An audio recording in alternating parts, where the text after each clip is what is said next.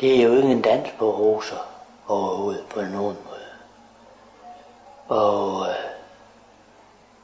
jeg har så været velsignet af, at jeg har været her fra hjemmeplejen igen. Og hun har jo uden omsøg erklæret mig sin kærlighed. Det er Pige Vald. Og i utvetydige vendinger gjorde klart for mig, at hun meget gerne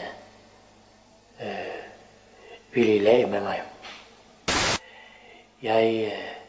Jeg vil gerne have min vilje med hende, men hun viser sig ikke at være så føjelig som først antaget sig. Og det er jo også klart, at når man er sengebeder, som jeg er, så er det jo heller ikke specielt romantisk at rulle rundt soppe rundt i landerne, for de er jo ganske fugtige.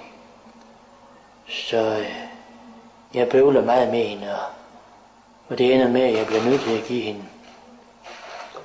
en kindhest, så hun ligesom falder ned og forstår, hvad det er, vi er i gang med.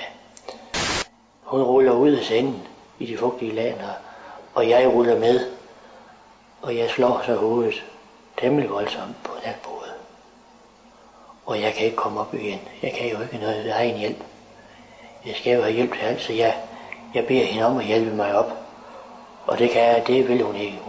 Der viser hun sig ikke føjelig, som sagt. Hun er jo virkelig kold som is. Jeg ligger der ganske nøgen omspændt af disse fugtige laner. Og jeg råber efter hende ting, som jeg ikke vil gentage her.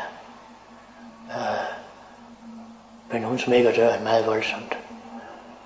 Så formentlig ender det med, at vi skal have fat i en ny pige fra hjemmeplejen.